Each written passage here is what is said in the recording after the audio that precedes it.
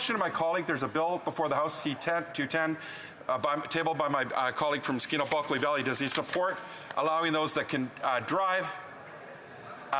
Order, please. Can we hear the questions? The Honourable Member for St. Albert Edmonton. Madam Speaker, and I want to thank my friend from Courtenay Alberni for that question. Let me just say in short, I believe in principle that the voting age of 18 is the most appropriate age. However, I do look forward to the debate on the bill. Statements by members. Déclaration des députés. The Honourable Member for Saanich Gulf Islands. 2 o'clock on the dot. Thank you, Madam Speaker. Today, April 7th, is World Health Day. The World Health Organization has asked that this year we focus on planetary health. Good idea. We have a planetary health doctor. The Intergovernmental Panel on Climate Change gave us all a prescription on Monday. Really clear, good health advice. If you want to be healthy, cut out the bad things. Cut down on the smoking. Oh, but the government of Canada didn't like that prescription, not one bit. We have our own quack, apparently. We have our own snake oil remedies. We don't want to cut down. We want to double down on the smoking, on the Bay du Nord, on the Trans Mountain Pipeline. We're not paying attention to what the planetary health doctor tells us to do. We'll make money smoking. We have enough investments in the cigarette companies. We can use that money to get to net health by 2050. Yes, indeed. We'll ignore the health advice to save our planet, and it'll work. Before I ask the next speaker, can I please have some quiet? We can barely hear what is being said in the chamber. There's an issue with the outside lobby, so I would really appreciate if people kept quiet. L'honorable député de Lac-Saint-Louis. Montreal's West Island has lost a true gentleman and man of integrity who contributed in so many meaningful ways to community and country. Lyle Cruikshank's early work as an educator was followed by a lengthy career supporting the development of Canadian culture with the National Film Board. A pillar of community life, he served 3 terms on Beaconsfield City Council. A faithful member of the Beaurepaire United Church, Lyle was the inspiration and life force behind Villa Beaurepaire, a church-sponsored project to build a non-profit affordable residence for autonomous seniors that has become a vibrant community in its own right. Last month, I had the pleasure of accompanying our Minister for Seniors, the member for Brampton West, on a visit of this extraordinary model of independent senior living. I ask members to join me in sending our heartfelt condolences to Lyle's wife, Susan, and children, Paula, Devon, and Ian. Hear, hear. L'honorable député de Montmagny-Lillet, Kamouraska, Rivière-du-Loup. The Honourable Member from Montmagny-Lillet, Kamouraska, Rivière-du-Loup. Mr. Speaker, Madam Speaker, April is Cancer Awareness Month, and I'm very pleased to be co-chair of Lucan's Shaved Head Challenge for 2022 in the Montmagny region, along with Jean-Philippe Dumas, Sales Director at Mercier Flooring. This is an important annual event, and it's a good time to remember that our children also have health difficulties. Lucan offers tailored and distinct services to children with cancer and their families, as well as funding clinical research. Recently, I was deeply affected by my grandson Oscar's health problems. I can understand the challenges that face families with a sick child. You can make donations to our challenge.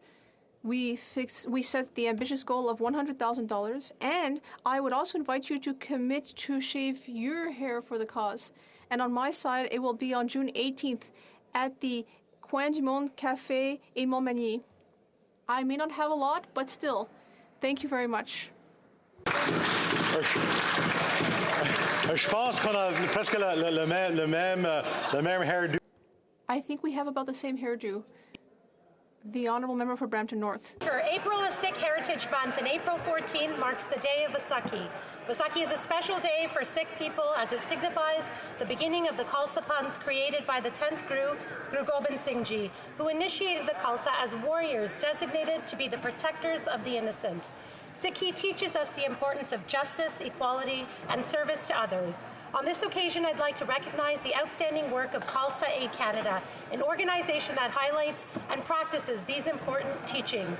CALSA Aid responded rapidly to the crisis in Ukraine and established relief teams in 5 bordering countries to Ukraine. Recently, at the Ukraine-Poland border, my friend Gurpratap Singh Thutur and a team of young volunteers from Canada provided Langar Seva. They provided up to 5,000 free meals a day, along with emotional support to escaping Ukrainians in one of the largest refugee camps in Europe today. Mr. Speaker, I want to thank these volunteers and the Sikh Canadians that are living up to their Sikh values and making contributions. Happy Vaisakhi. Vaisakhi diyan lakh lakh vadaiyan. L'honorable député de Salaberry-sur-Roi. Monsieur le Président. The Honourable Member for Salaberry-sur-Roi. Mr. Speaker, I'm very excited today to get up to congratulate Nicole Tauvet, who has won the Don Quixote Prize. This is a distinction to recognize the hard work of someone who is seeking a better and more humane world. And that's what this great Quebecer from Salaberry de Ballyfield embodies. Nicole Tauvet is idealistic, and she has a natural impulse to improve our communities, one person at a time. Dear Nicole, this award is the ultimate symbol of the kindness that you spread around you. It shows all this kindness that you brought to people that were too often forgotten.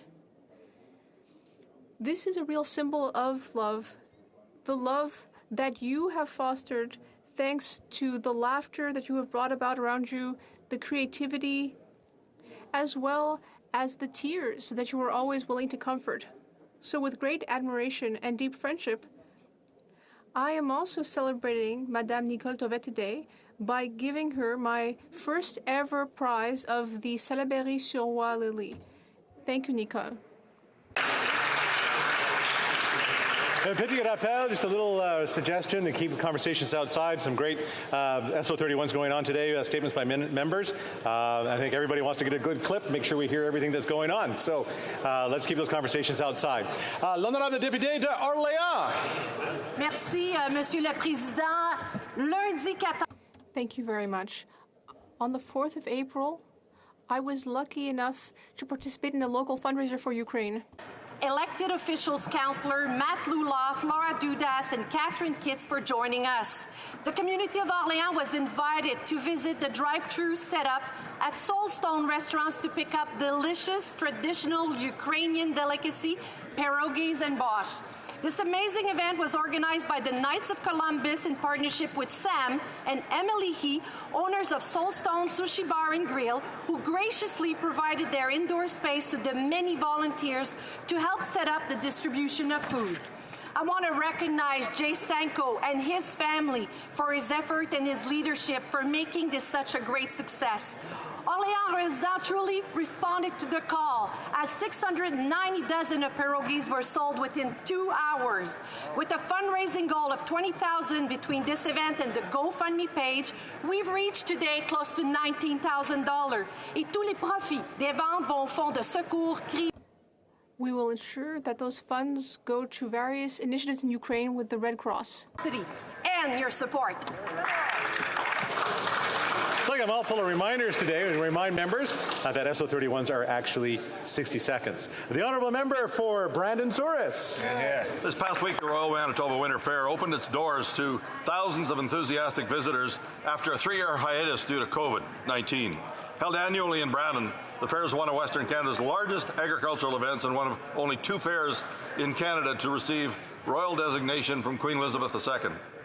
You could feel the energy in the Keystone Centre as visitors took to the world-class show jumping and heavy horse competitions. Show jumper Piet van Geneten and his horse Hado performed impressively and won the Wawanesa Insurance Grand Prix as the finale to the week. Livestock displays, live entertainers, and hundreds of exhibits engaged folks of all ages and all walks of life. And the hands-on agricultural education program and petting zoo put smiles on plenty of kids' faces. Thousands of people, myself included, were incredibly happy to get back to this time-honored tradition in our community. Congratulations to Provincial Exhibition of Manitoba President Kathy Cleaver and her board on another great fair, and thanks to all the volunteers who invested their time in this fair's success.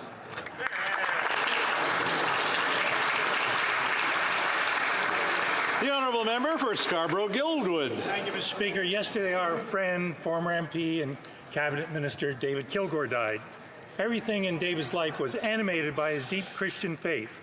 The anti-politician's politician. David ran for the Conservatives and won, he ran for the Liberals and won, and ultimately sat as an independent. He had little or no time for the compromises of politics, or prime ministers, or party leaders. If a government hung in the balance over Darfur, so what? If he was banned by the government of China for advocating on behalf of the Falun Gong or the Uyghurs, so what? David's passion was so strong and his advocacy so effective that it was ultimately taken up by many others. While David could be described as a maverick with a cause, he also knew how to work a room, putting people together to move agendas. And David always had an agenda. David lived by Matthew 22. Love the Lord your God with all your heart, soul, and mind, and love your neighbor as yourself. David had a diverse set of neighbors, and he loved them all. Laura, thank you for sharing him with us.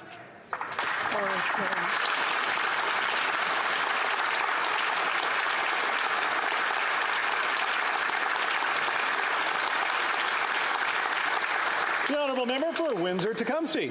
Speaker, I've heard it said that stories create communities. Well, for decades, my community has been home to 3 of the best storytellers in Canada. Journalists, Mr. Speaker, representing print, radio, and television that have each signed off on their last assignments. Jim Crichton anchored CTV News Windsor for 21 years. Ann Jarvis was an award-winning reporter and columnist for the Windsor Star for 32 years. And Tony Doucette spent 38 years at CBC, including 16 years as the host of Windsor Morning. Together, they were the pen, the voice, and the trusted source for tens of thousands who tuned in or turned the page to make sense of our world.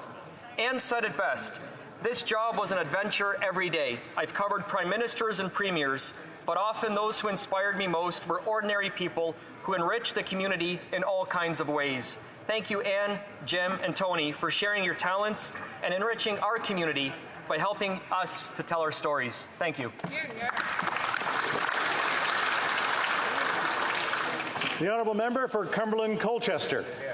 Mr. Speaker, I rise today to recognize an incident which sadly will live in infamy in the minds of those citizens of Portapique, Nova Scotia, and indeed all Canadians. I refer to the incidents of 18 and 19 April 2020. Over this less than 24-hour time span, 23 lives, including an unborn baby, were senselessly taken. The families, community members, and all of us continue to mourn. This unfathomable act of violence occurred in small-town Canada. All of us continue to question the whys and the hows of this mass tragedy. Our feelings continue to be raw, the questions continue to be great, and the sorrow experienced continues to be at times overwhelming. Mr. Speaker, my comments today will not provide great relief to those suffering. However, they will know that their loved ones and their terrible grief has not gone unrecognized, remembered, and shared by those of us in the House of Commons today, and as the date of the tragedy looms ever closer by all Canadians. Let us forever remember those families and all of those affected in our thoughts and in our prayers.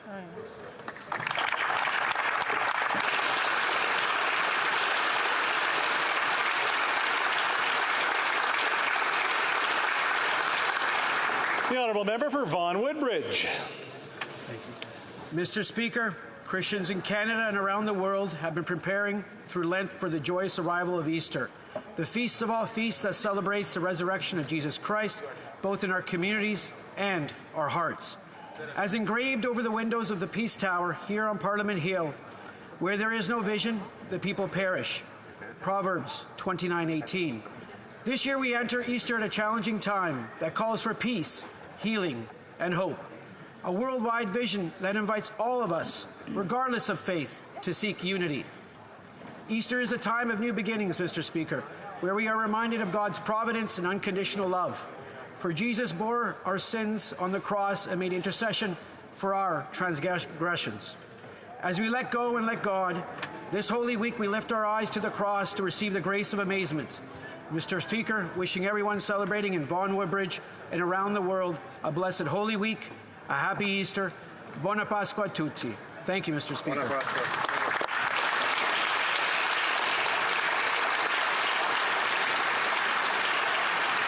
L'honorable député de Chicoutimi-Le-Fjord. Monsieur le Président. The honourable member for Chicoutimi-Le-Fjord. We recently saw a remarkable performance at Canada's Got Talent. Janie Fournier from Chicoutimi received the Golden Buzzer for her excellent performance of I Surrender by Céline Dion. Her performance background is incredible. She started off in a church choir, and now she's under the big lights. It's very motivating for all young singers, everyone who sees you doing such inspiring performances. I used to know her when she was on the regional stage, and now she's on the national stage. Doubtless soon that will be the international stage. Jenny, you work so hard in our community, and you are a passionate performer. You are a real asset for our region, and you are extremely impressive. Congratulations and good luck. The honourable member for Thornhill. On April 12th, thousands will visit the Ohel, the resting place of the Rebbe, Rabbi Menachem Schneerson, for the 120th anniversary of his birth. The Rebbe's teaching has imparted onto the Jewish people a sense of responsibility to God and to one another. A leader who exemplified true selflessness, whose altruism grew in others exponentially and continues through the unparalleled success of the Chabad movement. He took people decimated by the Holocaust and inspired them to believe in God's providence again. This great modern Jewish sage was born in Ukraine, a country that today is an example of moral clarity and strength in the world, a country where Chabad's humanitarian effort is nothing short of heroic. He would go on to engineer the global Jewish Renaissance, committed to caring for the spiritual needs of all Jews wherever they could be found. He turned Judaism outward instead of inward. Today, Jews and non-Jews around the world are influenced by the Rebbe through thousands of emissaries, through his teachings, and through his actions. It's not only the Rebbe's birthday, it's a day of virtue for Chabad in our communities and for the entire Jewish people.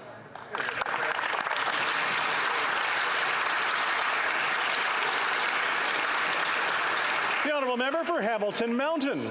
Mr. Speaker, Boris Brott, an icon of Canadian culture, was killed by a hit-and-run driver on Tuesday.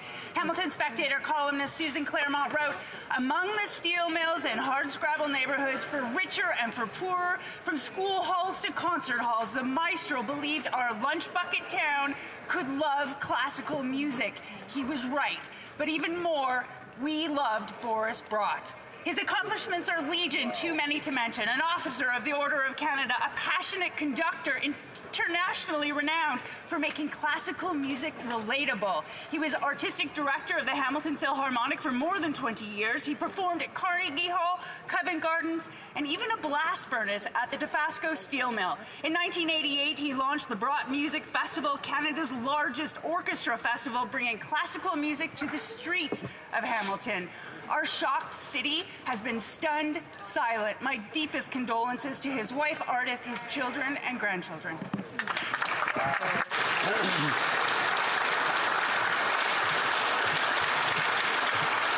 The honourable member for Edmonton-Griesba. Working families in my district of Edmonton-Griesba can't afford to keep waiting to get the basic dental care and medicine they need. Working people who are struggling to get a roof over their heads can't afford to keep waiting while house prices skyrocket and rent keeps going up. Métis, Inuit, and First Nations people across Turtle Island can't afford to keep waiting for this federal government to finally honor their obligations. The planet can't afford to wait for real climate action, and none of us can afford to keep waiting while billionaires and big corporations dodge their taxes and leave the rest of us footing the bill. New Democrats are done waiting. We are done waiting for real action from this government. Now is the time for results, and make no mistake, New Democrats will get results. We will keep holding this government accountable, and we will keep winning victories that make life more affordable and working for people across this country. Today's budget is a floor, not the ceiling. Mr. Speaker. L'honorable député de Montcalm. Monsieur le Président, aujourd'hui c'est la journée mondiale. Mr. Speaker, today is World Health Day, and the topic is Our Planet, Our Health. Environment is one of the major determinants of health, and unfortunately of ill health. So we need to rethink our world and society to give our children and grandchildren the chance to grow in a healthy environment with the best possible living conditions. It's not enough to keep talking.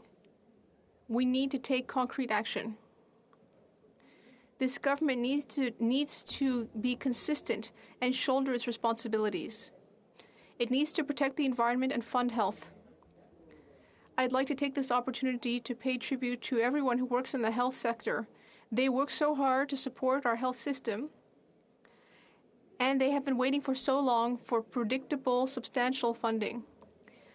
Health is an area of collective responsibility. We need to make it the priority. The honourable member for Edmonton-Wetaskiwin. Mr. Speaker, last Saturday was World Autism Awareness Day, and 24 years since my son Jaden was diagnosed. Jaden would normally be in Ottawa with me, but last week he tested positive for COVID. He's bounced back quickly, but sadly isn't able to travel. As the years go by, we learn more about autism and both the strengths and challenges that come with the label. Still, so much remains unknown. Thankfully, more and more autistic Canadians are sharing their stories, and mysteries we once only viewed as problems to be solved, we are learning to embrace as diversity that enriches our entire human experience. Some of my favorite moments are spent sitting beside Jaden, just being with him, looking into each other's eyes, smiles on both of our faces, content with the part of each other that remains unknown. There is so much I don't know in those moments, but I am intensely aware that Jaden loves me. And through a connection I could never begin to explain, I know that he knows I love him. There is no knowledge more important to me than that.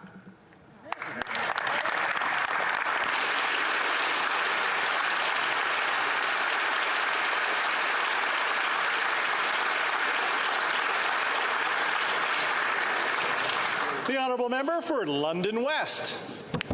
Next one, I was watching you do that. Watch. 28 years ago today, more than 1 million people died in the genocide against Tutsis in Rwanda. And to this, the world said, never again. Never again, but yet again, the world is dealing with the consequences of not seeing each other's humanity. The Rwandans watching this today from my riding in London West and across Canada, I want you to know that the world sees you, and the world recognizes your resilience and your willingness to rebuild and to walk the path of reconciliation no matter how hard it is and how hard it has been. You've chosen healing and rebuilding. Mr. Speaker, as I speak before you today, 82 million people have been forcibly displaced across the world. The Ukrainian and Afghanistan crises alone have created respectively 6.3 million refugees. I want all of us to reflect on these numbers. It's our job as leaders to carry the never again words in our actions to ensure that the next generation of Rwandans, of Tutsis across the world, do not have to face another moment to invoke these words. On behalf of all Rwandans who are no longer with us today, on behalf of the children of families, including my own, who have been forever changed by what happened during the cold nights of April 1994, I say to you, never again. I ask you, Mr. Speaker, and the rest of this House, to stand with me in a moment of silence for the voices that will never speak again. Let us commit to never sit in silence and always use our voices and actions to fight against hatred and discriminations of all kinds. Twibuke, twiyubak.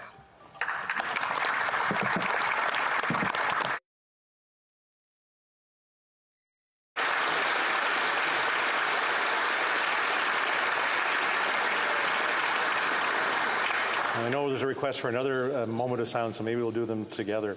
So I know there's been a request for a moment of silence for the people lost in Portapic, and we just got a request for the people of Rwanda. So let's stand in a moment of silence for that.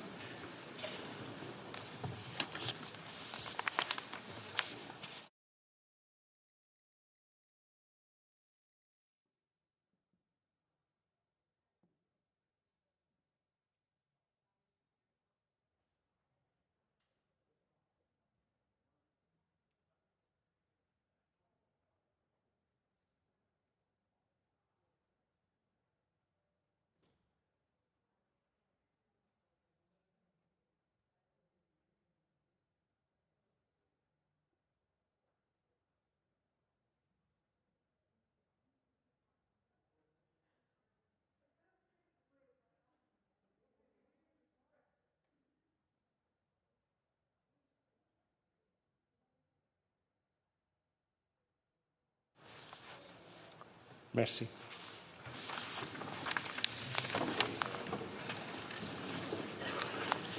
Oral questions. Question orale. The honourable member for Mégantic-l'Érable.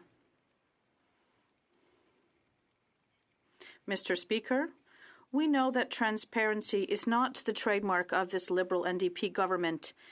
There has been justice worthy of the Middle Ages in Canada recently, a ghost trial for which we do not know the place, date, judge, the accused, the lawyers, and for which we have no transcript. It appears that RCMP investigators and federal prosecutors were involved in this North Korean-style sham of justice. What role did the Liberal Justice Minister play in this trial, which flies in the face of every basic principle of our justice system in Canada? The Honourable Minister. The principle of advertising and publicizing trials in this country is a basic principle. I'm very concerned by media reporting about this trial in Quebec. I understand that there was a communiqué emitted, and as you know, Mr. Speaker, penal prosecution in Canada is one that operates remotely and independently. I cannot comment on this because of the trial underway. Thank you. The honourable member for Mégantic-l'Érable. It's budget day, Mr. Speaker, and details of this budget under parliamentary tradition remain secret until the Minister of Finance reads it in the House. It is even a legal requirement to prevent the disclosure of privileged information.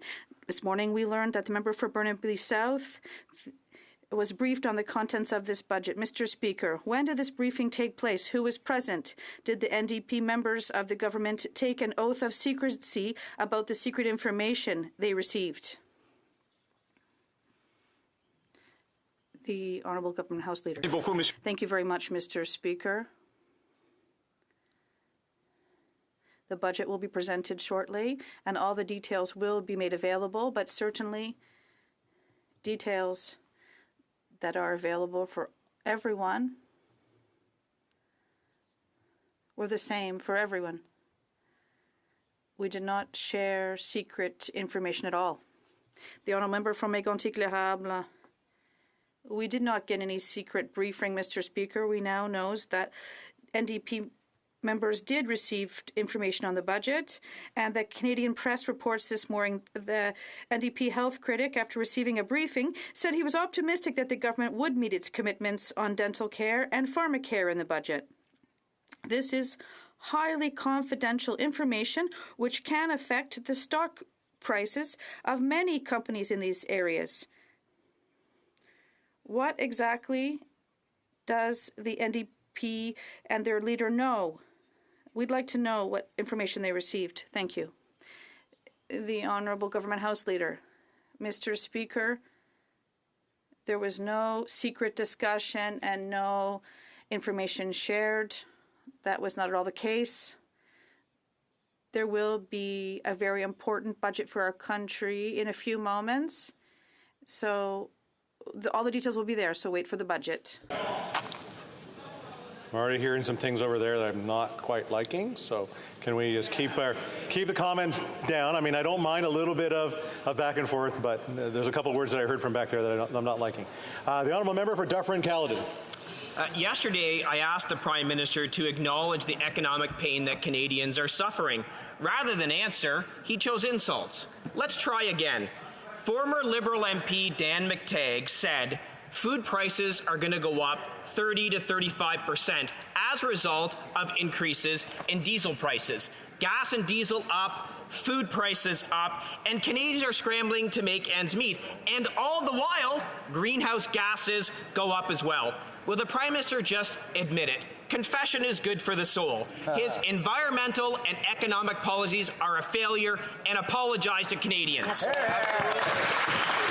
The Honourable Minister of Environment and Climate Change.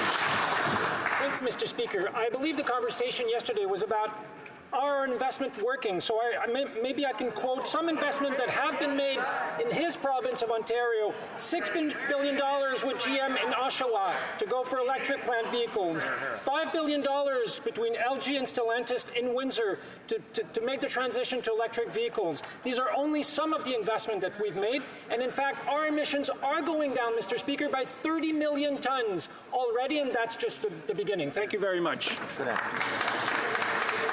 The honourable member for Dufferin-Caledon. Well, let's talk about investments. We've all heard of the Midas touch. It turns things to gold. Well, we've got the Liberal touch, and let me tell you, it's not gold. They have invested billions of dollars to increase housing affordability. What's happened? Housing prices have doubled. $60 billion spent to reduce greenhouse gas emissions. Emissions went up. Helping the middle class, 60% of Canadians are having trouble making ends meet. How is it when this Liberal government spends money, Canadians just end up further behind? Yes. The Honourable Minister of Tourism and Associate Minister of Finance. The Conservatives are showing once again that their main role in this chamber is to delay important legislation and distract from important issues. They obstructed getting COVID supports to Canadians and Canadian businesses. They obstructed legislation to get us to climate goals. And now, Mr. Speaker, they are delaying and trying to gut C8. That would help farmers and teachers and Canadians and people with rapid tests. When will they bring C8 to a vote, support Canadians, and focus on affordability?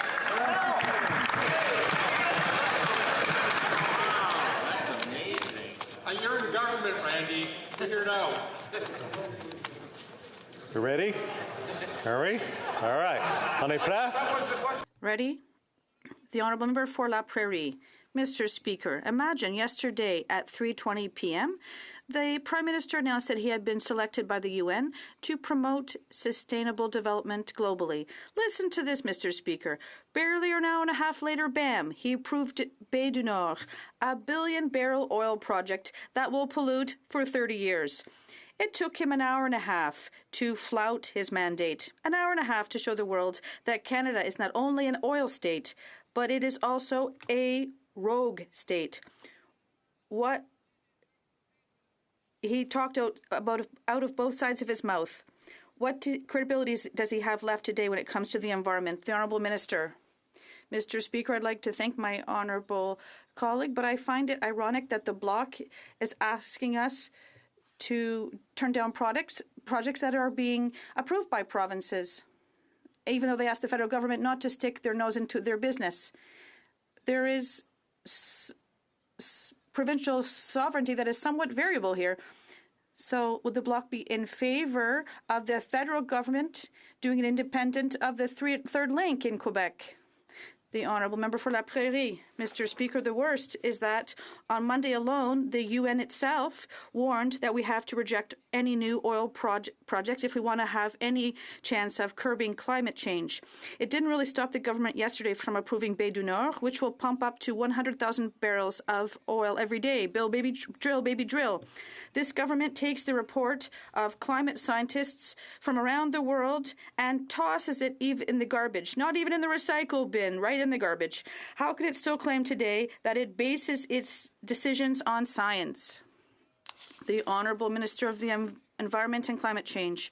Mr. Speaker, I'd like to remind my honourable colleague that Bay du Nord was the subject of an independent assessment, and scientists and experts conducted consultations with 42 communities. I'd like to remind him that his leader did authorize drilling on Anticosti Island without approval, and I did receive a favorable opinion from experts. Thank you.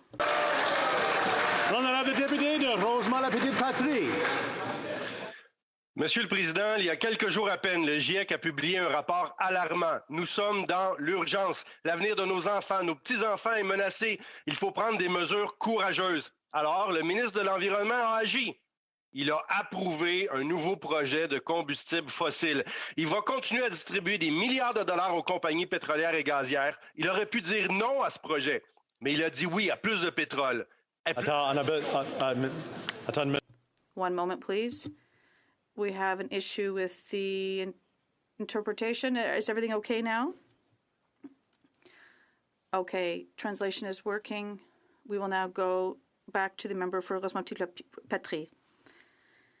Mr. Speaker, just a few days ago, the IPCC released an alarming report. We're in a climate emergency. The future of our children and grandchildren is threatened. We need bold measures. So the Minister of the Environment took action. He approved a new fossil fuel project.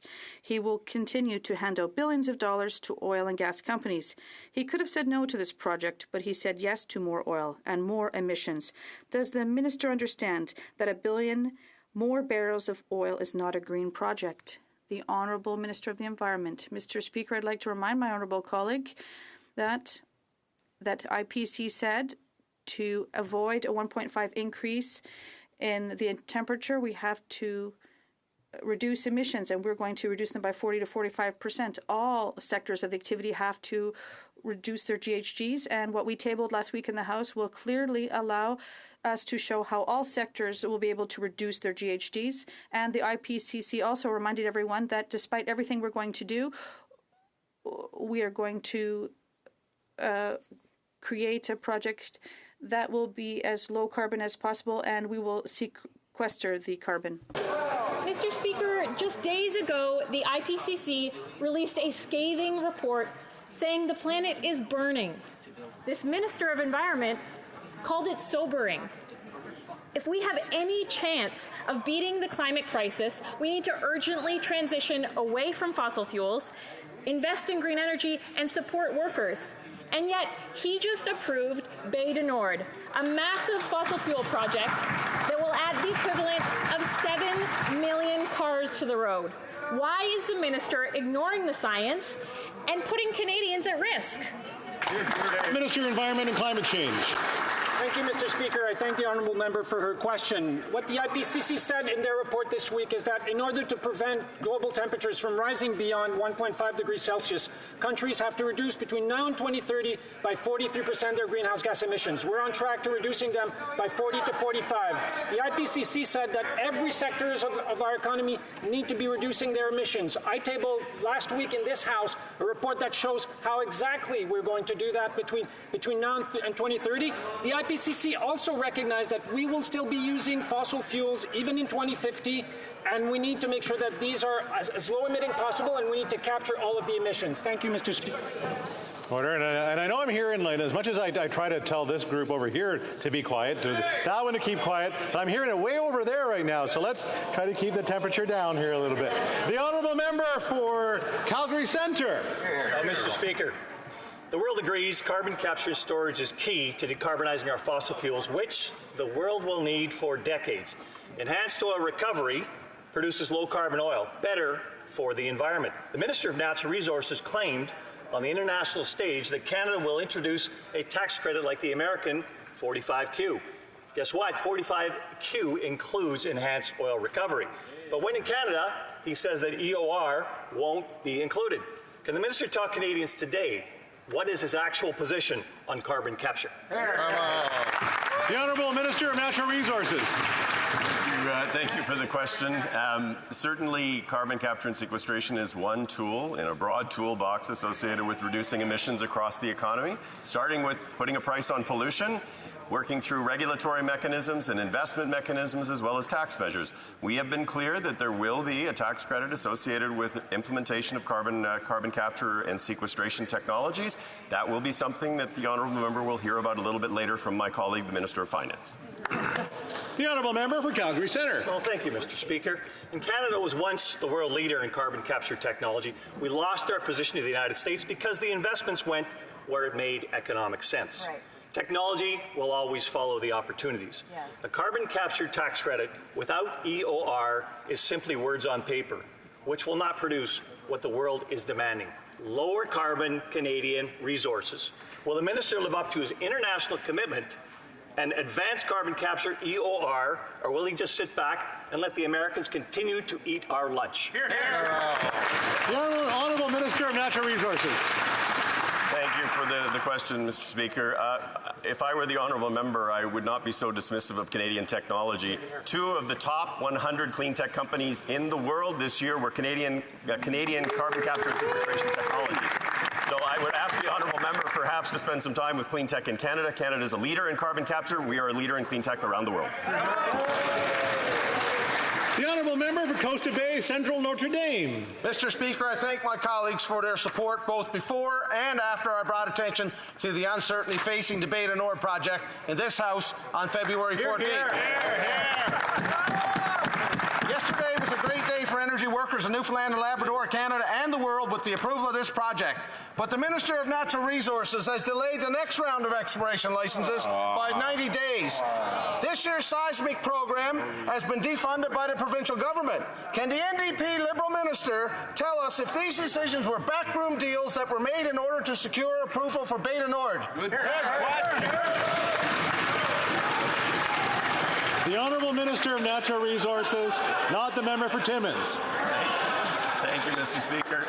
Certainly, as the honourable member would expect, ministers of the Crown work with their provincial counterparts across a range of issues all the time. I was very pleased to work with the government of Newfoundland and Labrador to launch changes this week on the offshore energy boards to include renewable energies, offshore wind and hydrogen, certainly focusing on the transition that will be happening with respect to energy down the road. And the government of Newfoundland and Labrador has been a great partner in that regard. The honourable member for Costa Bay Central Notre Dame. Mr. Speaker, it's disgusting that Newfoundland and Labrador has to come to Ottawa, cap in hand, and beg to get our natural resources developed. Yes, one stakeholder has told me that delays in Beta Nord have investors rating their projects at a 50% higher risk of never being developed in our offshore. Right. Yeah. While the NDP Liberal Minister commit to maximising the number of energy jobs by Beta Nord by exempting it from federal carbon tax. The Honourable Minister of Natural Resources. Thank you, Mr. Speaker. Certainly, as everybody in this House should appreciate, we will be going through an energy transition over time. The Bay du Nord project is one of the lowest emission intensity projects in the world. It is something that will fit within our cap. It will be net zero by 2050. It's an important step forward, but so is actually making steps towards a transition to renewable energies and hydrogen, something that I was very pleased to work on with my counterpart in Newfoundland to announce this week. The honourable member for Lévis-Lotbinière. Mr. Speaker, today the NDP Liberal government is tabling their inflationary budget without taking into account the economic reality of Canadians. The bottom line, every time this government intervenes in people's lives, they come out poorer. Mr. Speaker, will the NDP Liberal government have the courage to do the right thing to fight inflation? The Honourable Minister. Mr. Speaker, we are going to reveal the budget in less than 2 hours, but I'd like to talk about something in the House with respect to C8. This bill sets out $1.7 billion for rapid testing, $100 million for ventilation in our schools, tax breaks for companies, tax breaks for teachers. Why are the Conservatives playing political games rather than helping Canadians? What are they doing for teachers and small businesses? The Honourable Member for Lévis-Lotbinière. Mr. Speaker, the government's response doesn't reassure anyone. Food will cost more. Clothes will cost more. Energy will cost more. Accommodation will cost more. The government's choice means that taxes will cost more. Everything will cost more. When will the Prime Minister finally get his hands out of Canadians' pockets?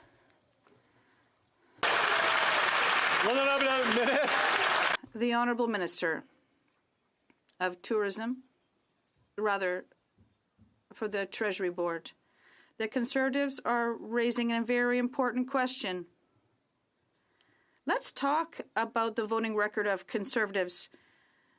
We adopted an enhanced CCB, then Conservatives voted against it. We put out support for seniors, they voted against it. We put out support for teachers. What do the Conservatives do? They voted against it. On this side of the House, we're working on affordability. On the other side, they're doing anything they can to stop it.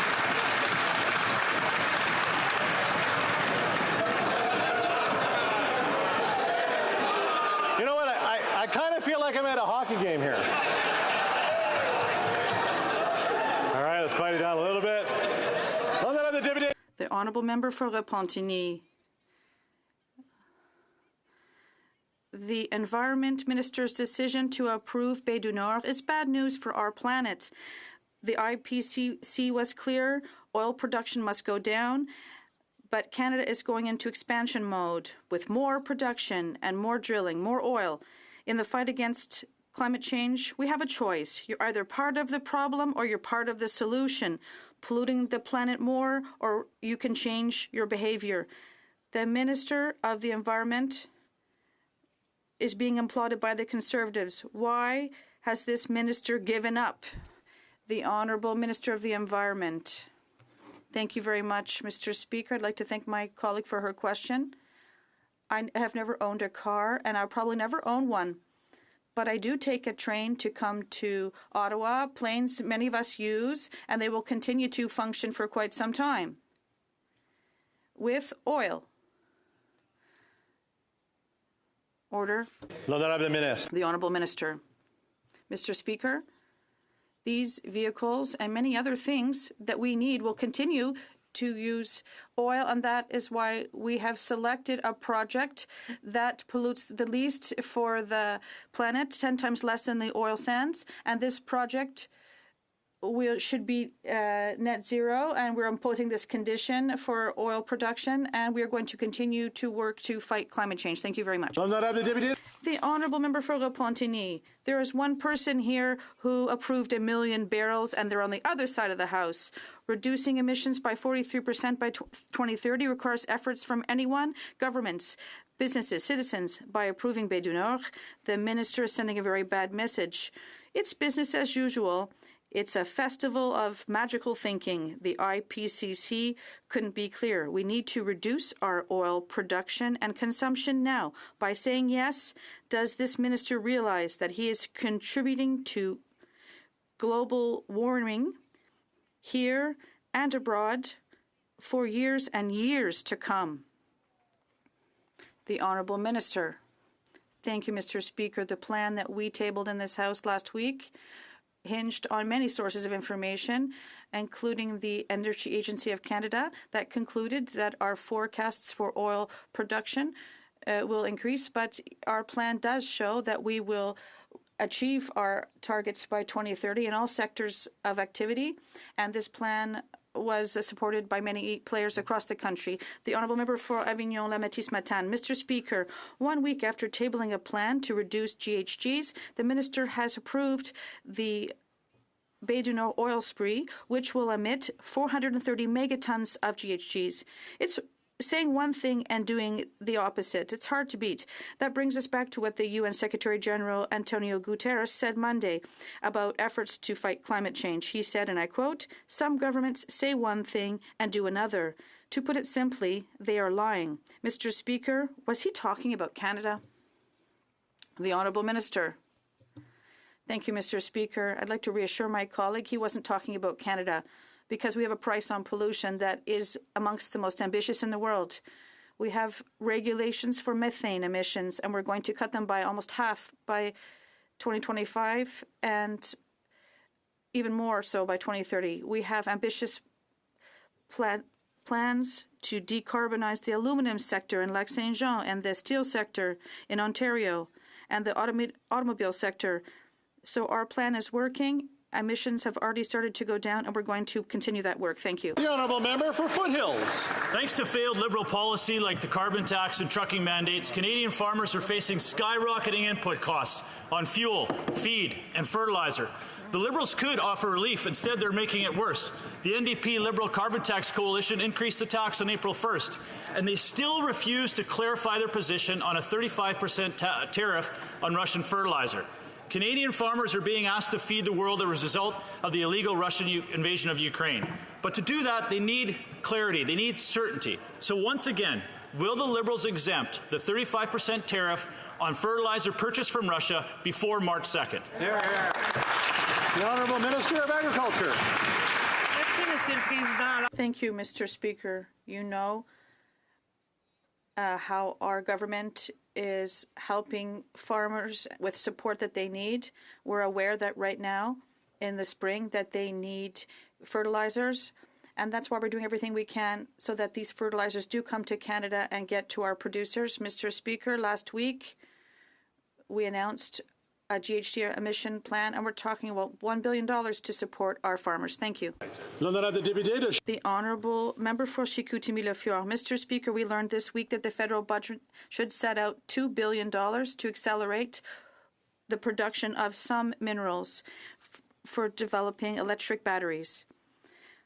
And Tesla has chosen to use a battery based on phosphate, and it is a critical metal, and it was a recommendation from the Trade Committee.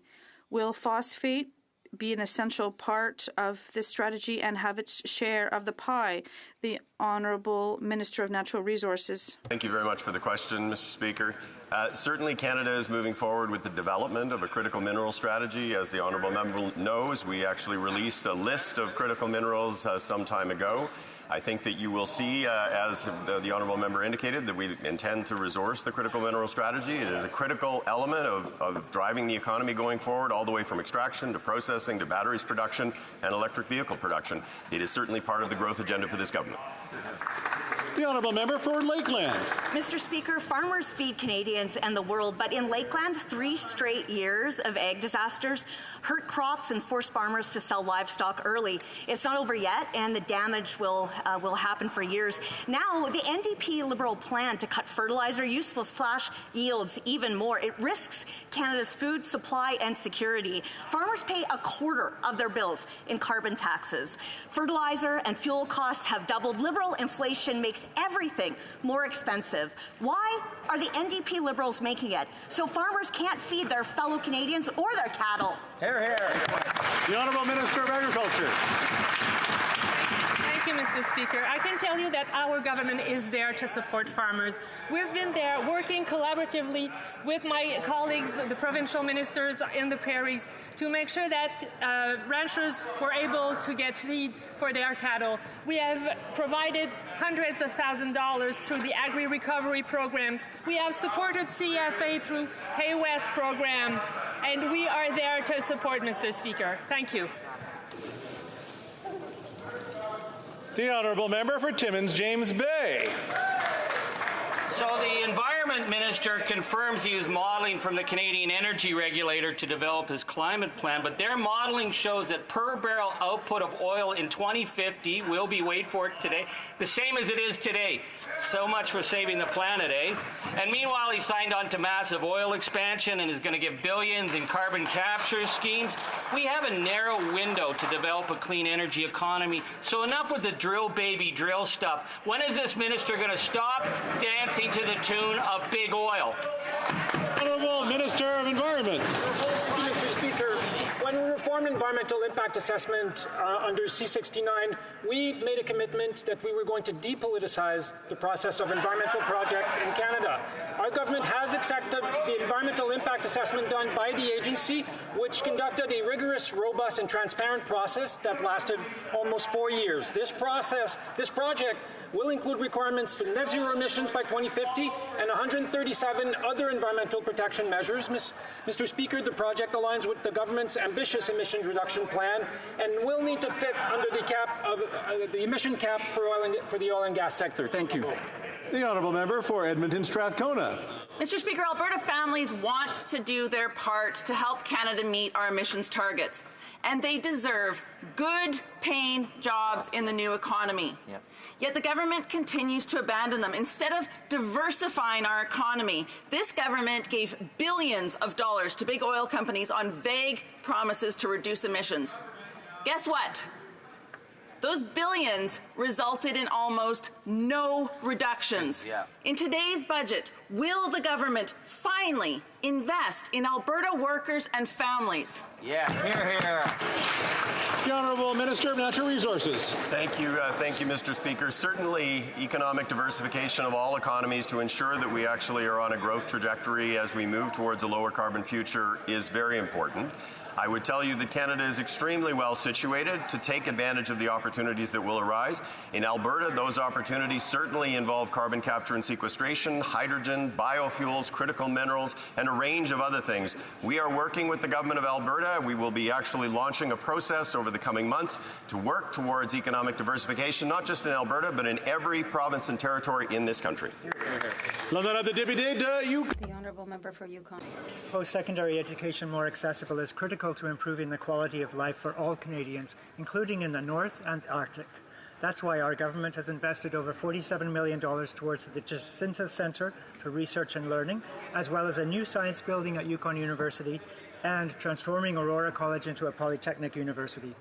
One of my priorities is to ensure Northerners and Indigenous peoples have greater access to post-secondary education in the North. Can the Minister of Northern Affairs provide an update on how our government is working to close existing gaps? The Honourable Minister of Northern Affairs. Thank you, Mr. Speaker, and I want to thank the Minister for Yukon for his question and his commitment to improving educational outcomes, and for joining me last week where we accepted the much-anticipated final report on the Task Force on Northern Post-Secondary Education. I thank all members of the task force for their hard work and their commitment to education. Their comprehensive calls to action provide a roadmap for all orders of government, Indigenous partners and institutions to improve education in the North and the Arctic, and I look forward to working with partners to move their recommendations forward. The honourable member for Wellington Halton Hills. Mr. Speaker, Russia is committing war crimes. Reports from Bucha of civilians shot with hands tied behind their backs and of others dumped in makeshift pits have shocked the world. In response, allies have expelled some 400 Russian diplomats, and President Zelensky has pleaded with the Prime Minister for Harpoon systems so Ukraine can defend itself against these future types of massacres. Why hasn't the government expelled Russian diplomats? And why hasn't it provided the Harpoon systems? And why is Canada offside with some of its closest allies? The Honourable Minister of National Defence. Mr. Speaker, I thank the honourable member for his question, and the reality is that we are leaving no stone unturned in our aid to Ukraine.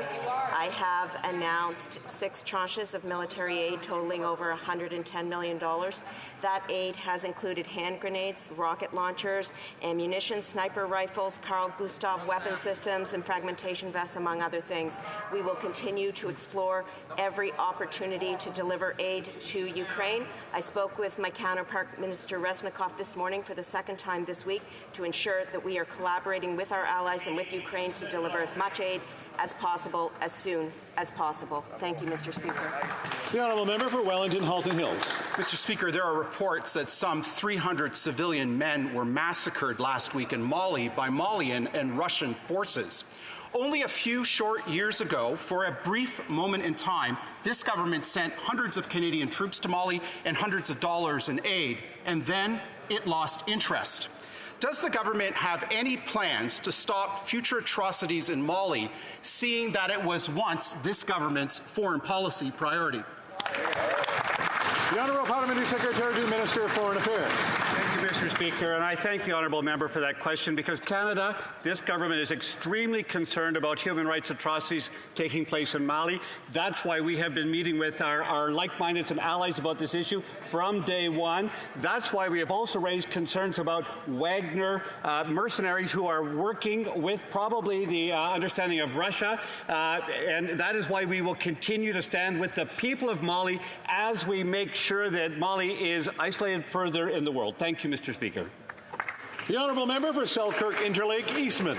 Mr. Speaker, at the most recent G7 meeting, the Prime Minister and this Liberal government committed to eradicating forced labour from international supply chains. However, these Liberals still entered into a $222 million contract with Supermax, which has been linked to egregious acts of forced labour. And they signed a $250 million contract with Sinopharm, a communist state-owned company controlled by Beijing, which is committing gross human rights violations against Uyghurs, Tibetans, and Falun Gong practitioners. Unreal. How can the Prime Minister justify these contracts, which are directly funding gross human rights violators? The Honourable Minister of Procurement. Thank thank the member for that question. We remain committed to ensuring the highest ethical standards for government procurement and preventing human rights abuses, including forced labor in our supply chains. With respect to Supermax, following allegations of forced labor from this supplier, we terminated all contracts with the supplier. In fact, as soon as we've heard these allegations, we stopped shipments from entering Canada. We're going to continue to monitor our supply chains closely and continue to work to ensure that following rigorous standards that Canadians expect. Thank you, Mr. Speaker. The honourable member for Sherwood Park for Saskatchewan. Mr. Speaker, the fact is the government's been way behind on supply chain slavery and has done nothing effective. We need to see a new framework very soon. When it comes to international human rights, holding perpetrators of sexual exploitation and violence accountable should be central to a feminist foreign policy. But allegations of exploitation and violence at the World Health Organization in Congo and also in UNRWA remain unaddressed. When will the Minister of International Development take action to ensure that employees of Canadian-funded international organizations are held accountable and face consequences for sexual violence?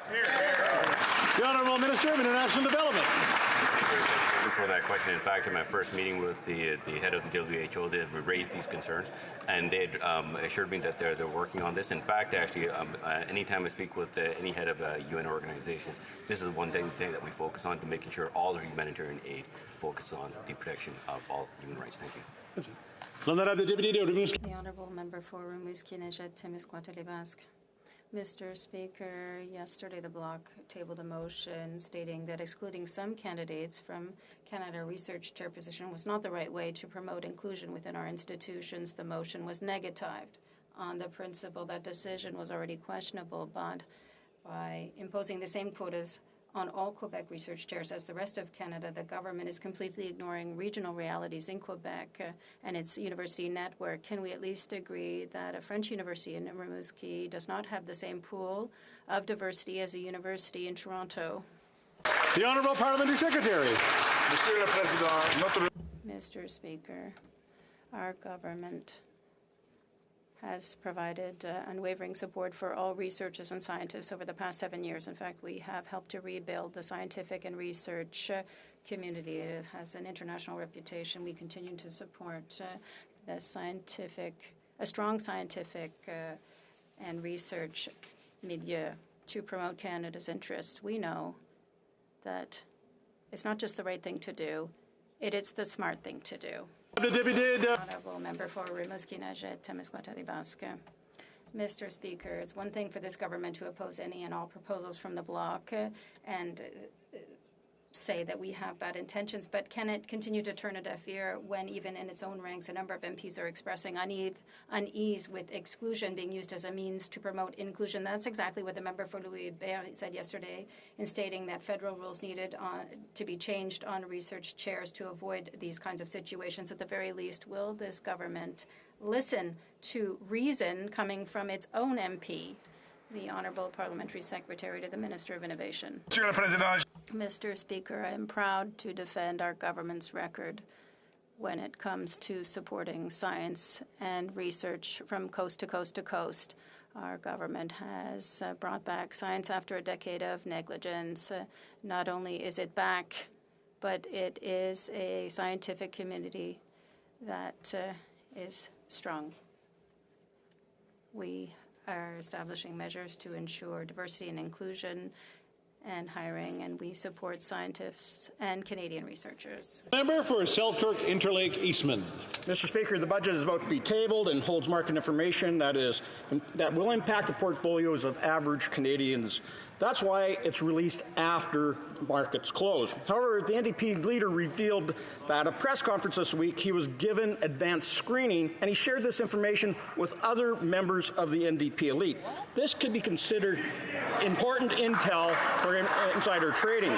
So did the finance minister inform NDP members privy to the budget of their responsibilities to the ethics commissioner, or did she give them time to adjust their stock portfolios first?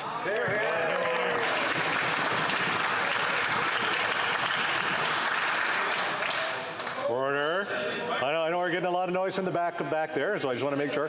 The Honourable Minister. Mr. Speaker, the Deputy Prime Minister will be sharing the budget with Canadians in just a couple of hours, and I can assure all members of this House that all budget secrecy and all respect for this chamber was respected in the course of this Budget 22. But this is the opportunity, Mr. Speaker, for me to share exactly the economic fundamentals in which we head into this budget. 3.4 million jobs recovered, 6.7% GDP growth, the lowest debt-to-GDP ratio in the G7. Mr. Speaker, the economy is growing. Canadians love it, even if the Conservatives don't. The honourable member for Carleton Trail, Eagle Creek. Mr. Speaker, yesterday we learned the NDP leader and members of the NDP elite were given insight into the upcoming budget. Meanwhile...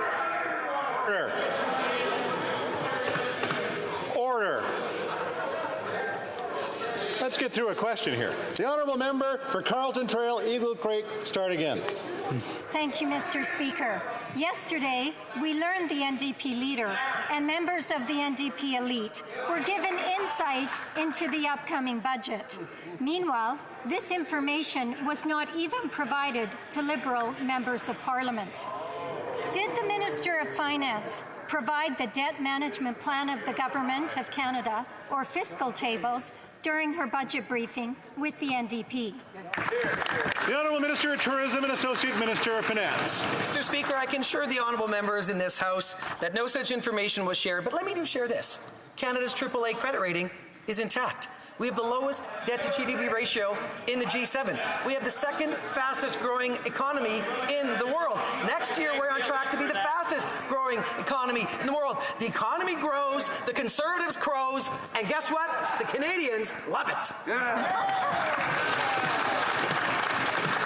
The honourable member for Sarnia-Lambton. Well, that could be sharing market-moving information. That could be illegal. Mr. Speaker, when I look from the NDP to the Liberals and the Liberals to the NDP, it's already impossible to tell the difference. Maybe that's why the NDP leader got a budget update yesterday, and one of the most important parts of the budget is the projected revenues. And so to the Finance Minister, did the leader of the NDP get an update on the projected revenues for the next 6 years? The Honourable Minister. Thank you, Mr. Speaker. The budget will be presented in the House of Commons today at 4:10 by the Deputy Prime Minister, at which time this House will understand exactly what is in Budget 22. The economic fundamentals are sound. In 2021, we had the largest budget surplus, trading surplus since 2008. We have the fastest growing economy in the G7 next year, the second fastest this year. Mr. Speaker, it's such good news for Canadians. I just don't know why the Conservatives don't want to share it. A lot of clapping in that one, right? The honourable member for Saint Laurent.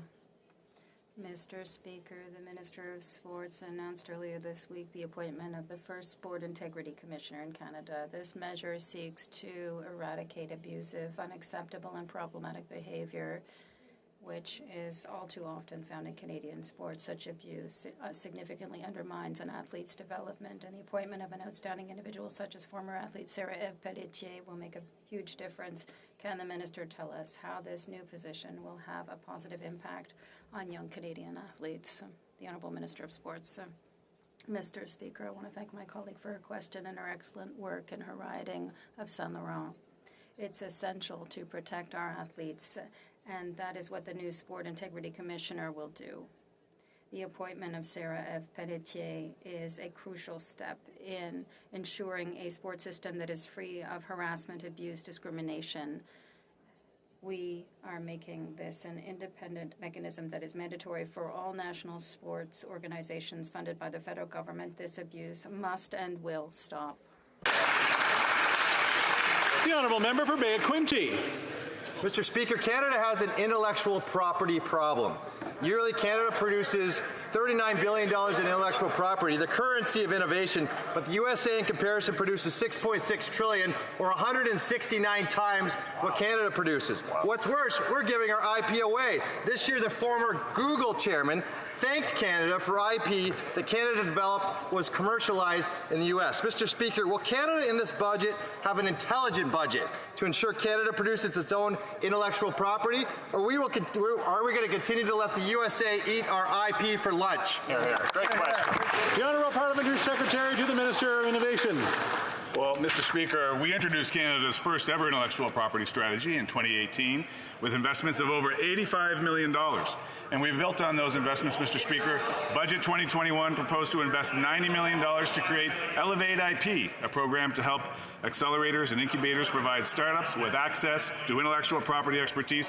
Moreover, Budget 2021 also proposed $75 million for the National Research Council's Industrial Research Assistance Program to provide high-growth client firms with access to expert intellectual property services, Mr. Speaker. The honourable member for Peterborough-Kawartha. Thank you, Mr. Speaker. Every day, this Liberal government says, we've got Canadians' backs. Do you realize how insulting this sounds to people suffering? We're clapping while people suffer. Order. Works both ways, folks. The honourable member for Peterborough-Kawartha, you can start again. Thank you very much. Every day, this Liberal government tells us how much money they spend to help people. Do you know how insulting this sounds to people who are suffering? Like the 12,000 independent travel advisors made up entirely of women who've been left out of financial support. Or Diane, a senior who can't afford her $430 propane bill. Or 30-year-old Chelsea, who will never afford a home. Or what about Brian, who can't afford to run his farm? Will this government actually have Canadians' backs in today's budget, or will it just be more debt and just inflation? The Honourable Minister of Tourism and Associate Minister of Finance. Mr. Speaker, since the fall, we've invested over $12 billion in the tourism and hardest hit sector so that every single tourism operator in this country could have a chance to get back on their feet. We've reduced the border restrictions. Tourism's now on the rise. Mr. Speaker, if this opposition that is opportunistic and obstructionist wants to help Canadians and focus on affordability, they can do the right thing, bring C8 to a vote, get us past 40 hours of debate, and actually get affordability back on the table for Canadians.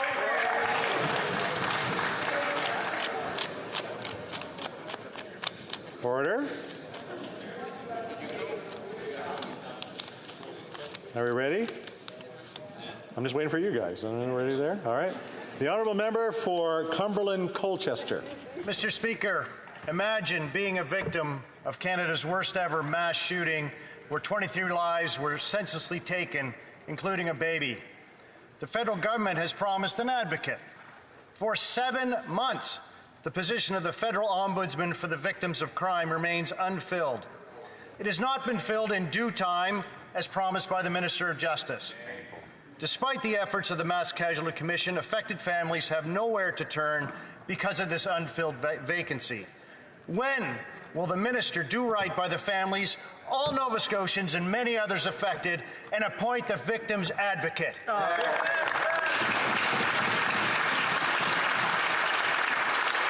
The Honourable Minister of Justice and Attorney General.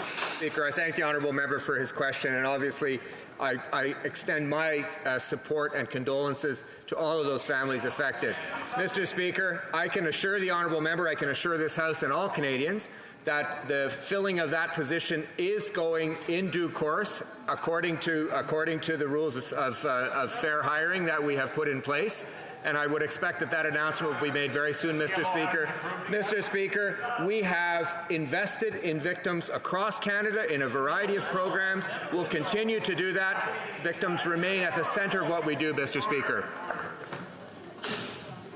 As a Nova Scotian, I want to hear the answer to this one. The Honourable Minister, if you want to take another 10 seconds on that one, please. Just finish off your comment there. The Honourable Minister. Mr. Speaker, as I was finishing, I was concluding by saying we support victims. They are at the centre of all the reform that we are doing, and we will make that announcement very soon. The Honourable Member for Surrey Centre. Thank you, Mr. Speaker. We know this government is committed to ensuring Canada's economic recovery continues at warp speed. In fact, the government has had such success that some sectors are facing labour shortages. One of the best ways to manage this is to welcome temporary foreign workers into Canada. This week, the Minister of Employment, Workforce Development and Disability Inclusion announced a series of significant enhancements that will make the TFW program more flexible for employers while adding protections for employees. Can the Minister share with us some of the changes outlined in the announcement? Thank you. The Honourable Minister. I thank the honourable member from Surrey Centre for his hard work on this file. The TFW Workforce Solutions Roadmap aims to improve the program for employers while strengthening worker protection without compromising Canadians' jobs. Canada has a low unemployment rate and an unmet demand in many sectors. Stakeholders across the country have rallied in support of these measures. The Ontario Chamber of Commerce said the measures will fill job vacancies across our economy and support our post-pandemic recovery and economic growth. And Mr. Speaker, we agree.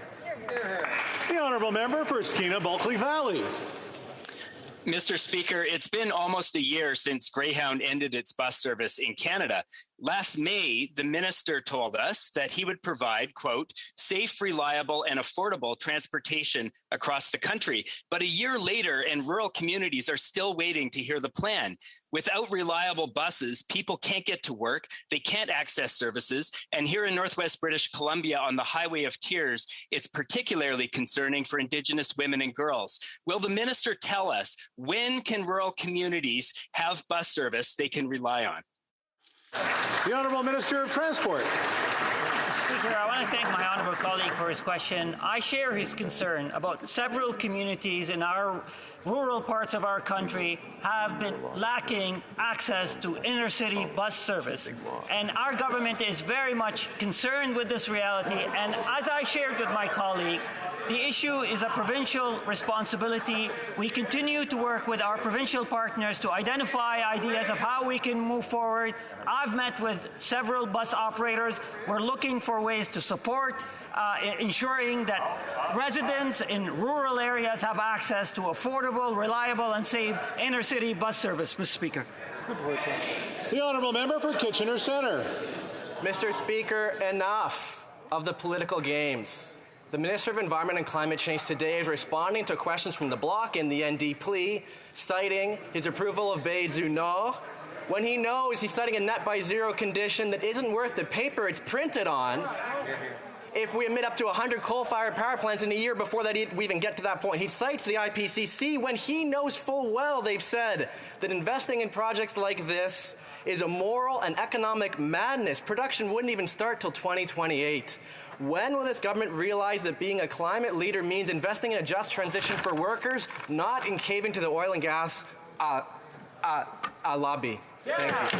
The Honourable Minister of Environment and Climate Change. Thank you, Mr. Speaker. I thank the honourable member for his question. As you well know, the IPCC didn't say what he just said. The Secretary General of the United Nations said that. There's a big difference, Mr. Speaker.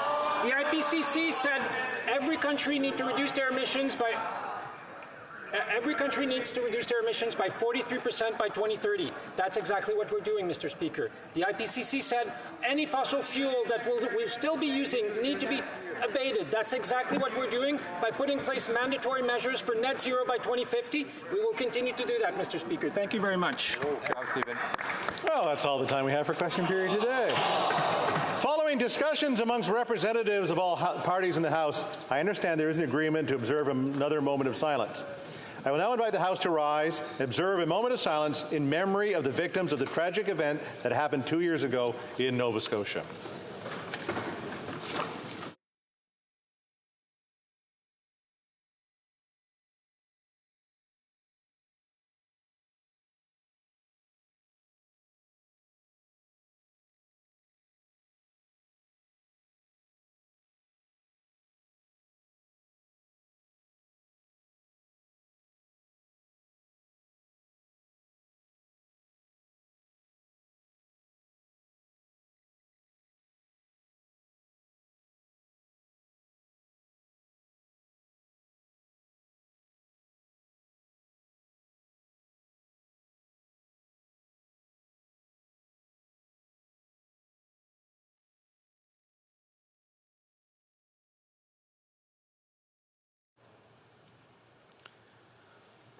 Merci beaucoup. Thank you.